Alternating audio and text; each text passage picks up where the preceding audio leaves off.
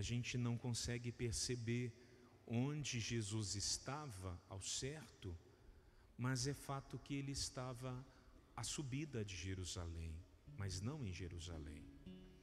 Ele estava um pouco longe. E existia toda a dignidade da cidade de Jerusalém. E Herodes está tentando matar Jesus. Essa é a cena, esse é o ambiente. Quando eu fui a Jerusalém, eu tive essa experiência alguns anos atrás. De fato é uma experiência muito forte, porque Jerusalém fica no alto, né? Uma cidade alta, fica no alto de uma planície.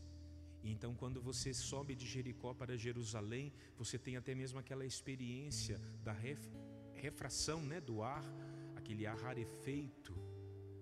Mas eu tive a experiência de entrar em Jerusalém sobretudo à noite, era madrugada.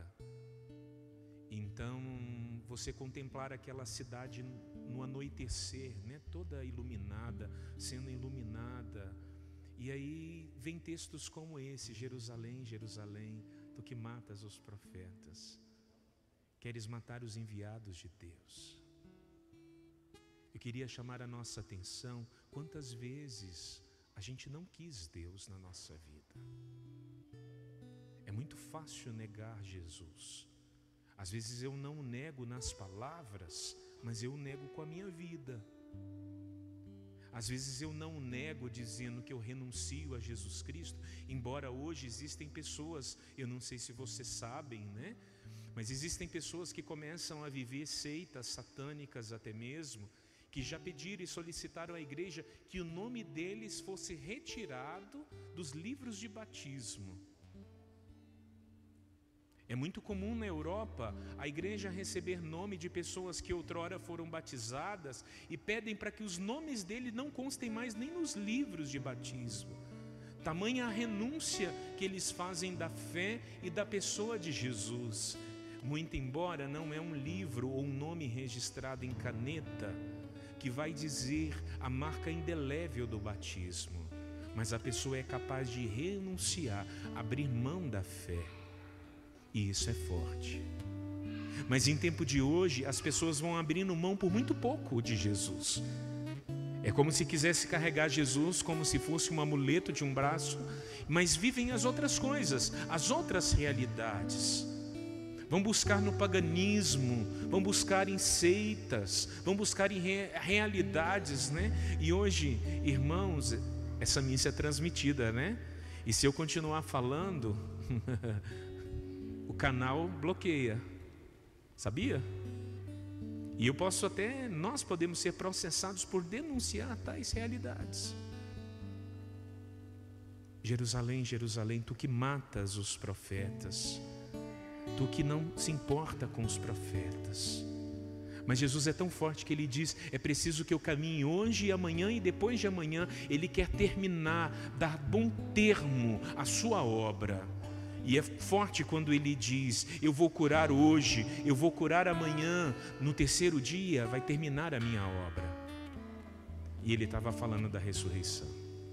Ele estava falando do poder de vencer a morte. E hoje eu queria só fazer essa introdução, porque na verdade eu queria me deter à carta de São Paulo aos Efésios, porque ela é muito comum nós rezarmos em tempo de batalha espiritual.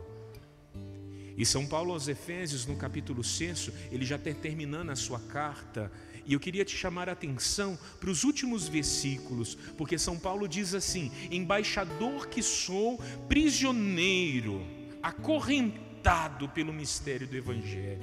E essa verdade é fato, porque Paulo escreve essa carta preso. Quando ele devolve essa carta à comunidade de Efésios, ele estava preso. Na verdade, na sua viagem, quando ele vai para Roma, no seu martírio, Paulo também fica preso em Éfeso, segundo a historiografia bíblica. Então, aquela comunidade tanto viu Paulo prisioneiro, né? Diz a história local que existia uma torre um pouco afastada da cidade onde ele ficou preso, né? Quando a gente caminha pelas ruas de Éfeso, ainda hoje Éfeso Antiga existe. e se aponta, né? Se não me engano, à direita de quem entra na cidade e vai em direção à grande biblioteca ou ao que restou dela, né? Na verdade, nós estamos falando de ruínas. Então, Efésios conhecia Paulo, sabia da prisão de Paulo. Sabe por que eu estou chamando a atenção a essa palavra prisão? Porque hoje nós somos livres, ninguém está acorrentado, tá? Balance seus braços, suas pernas, você está livre. No entanto, tem muita gente prisioneiro de muitas coisas. Paulo, preso, se sentia livre por causa do Evangelho. Entende a diferença? Nós podemos até ter presos na prisão, mas entendendo a liberdade de Cristo, a liberdade que Cristo pode promover no coração do homem. Aqui está a graça, aqui está a bênção, aqui está o poder do Senhor. E São Paulo vai dizer àquela comunidade: confortai-vos no Senhor, revestir-vos da armadura de Deus. São Paulo dá como que um ensinamento para aquela comunidade passar por dias de provação. E ele convida aquela comunidade a se revestir de Deus. A gente costuma dizer, né, a armadura do cristão. Se és cristão, precisa se armar para a guerra. E a guerra está aí. E não é contra homens de carne e sangue que nós vamos lutar, mas contra os principados, as potestades, os espíritos do mal espalhados nos ares. São Paulo deixa claro qual é a nossa luta. E para uma luta espiritual é preciso de armas espirituais. Assumir a salvação de Jesus, reconhecê-lo como Senhor, esse é o capacete. A espada é a fé. Quem aqui tem fé? Para enfrentar essa batalha é preciso ter fé. Você pode até mesmo ter um canivetezinho, a sua fé pode ser nem uma espada grande, sendo um canivete que você vai enfiar com jeito na barriga do inimigo, torcer, você derruba ele. Não é o tamanho da fé, mas é uma fé firme que o Senhor te pede. Eu estou trazendo as imagens bíblicas, né? Porque pede a espada, o escudo, a palavra de Deus. É preciso armar-se da palavra de Deus. Quem lê a Bíblia todo dia? Não é ler Bíblia no celular não, gente. É abrir a palavra e ler. Quem pega a Bíblia e lê todo dia? Vai desanimando, né? É abrir a palavra. Celular é celular, mas pegar o livro sagrado, abrir, deixar que Jesus, palavra, comunique a sua força, né? E você chega lá, conversar: padre, eu estou desanimado, cansado, a minha vida está... E esse é o problema. Pois bem, começa a ler a palavra de Deus todo dia. Arma a tua vida. Aceita Jesus como teu Senhor todos os dias. Arma a tua vida. Não esmoreça. Nós não podemos esmorecer, amados irmãos. A guerra está aí.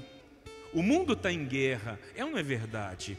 Estamos aí em iminência de guerras eclodindo. Existem muitas guerras que o homem tem travado, exteriormente e interiormente. E nós precisamos nos manter firmes na batalha. Quando nós entendemos as brechas que o demônio dá, que nós damos ao demônio para ele entrar na nossa vida, né? A maior parte delas somos por nossos erros, enganos e pecados. O demônio ama uma mágoa. Ele vai, você deixa a brecha, ele vai e entra. Pecado mortal, ele vai e se instala em pecado mortal. Então, ressentimento, pecado mortal são as condições primeiras, né? Que o demônio vem. E depois, quando você, por seus erros, enganos, liberdade, convida o demônio a fazer parte da tua vida, aí o negócio fica feio, né? Permite. Não, eu vou lá. Ali resolve tudo. Ali se resolve todas as coisas. Se resolvesse de fato, mas não resolve. É em Jesus Cristo que nós encontramos a nossa verdade. Irmãos, precisamos ficar atentos.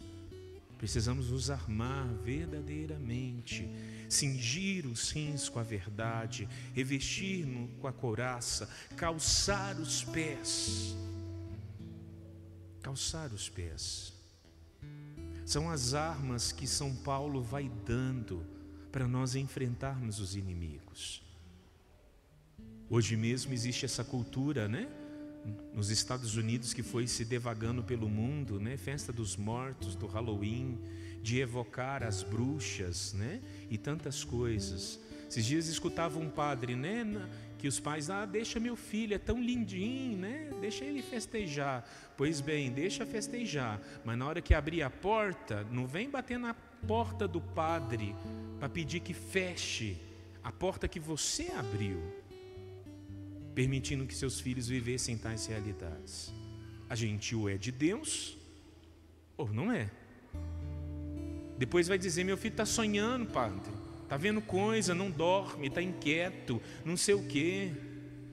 Mas a gente vai abrindo portas, concessões, e as concessões vão sendo dadas, e a gente precisa ter firmeza e clareza do que nós escolhemos.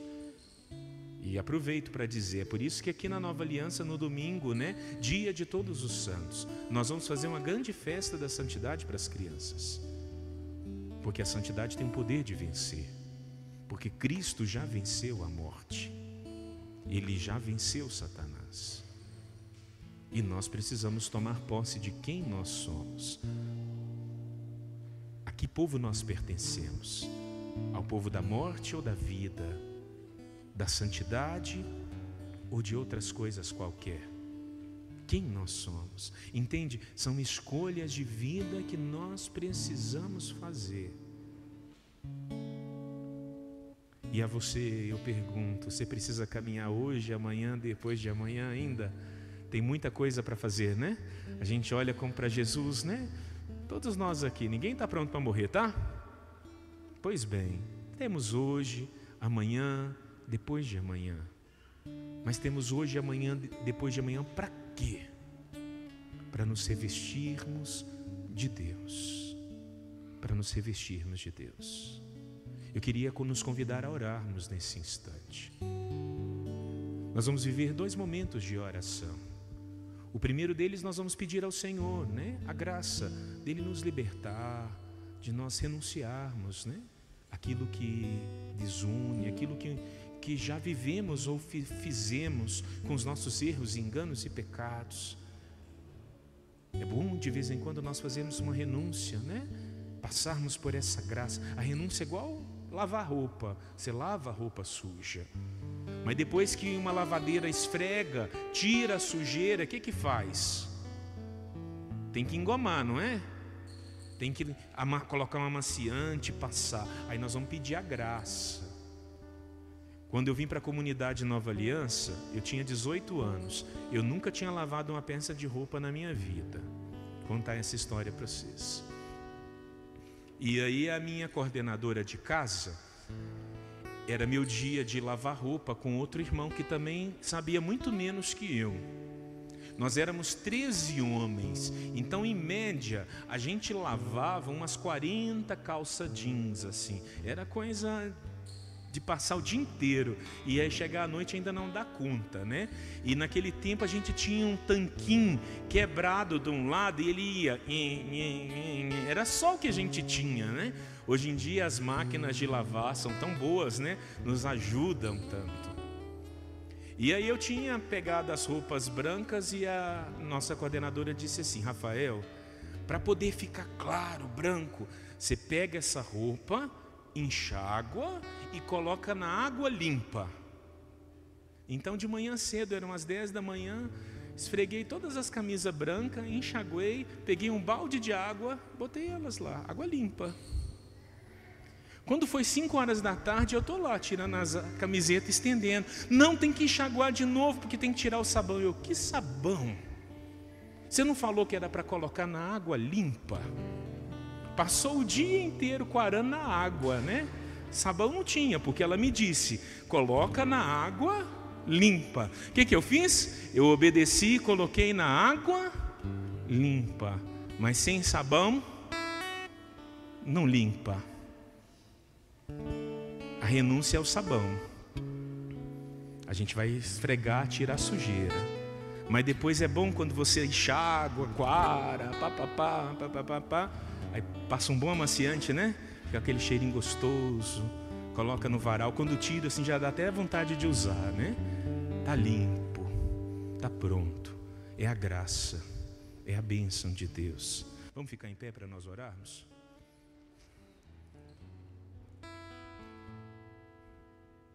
Uma oração de renúncia.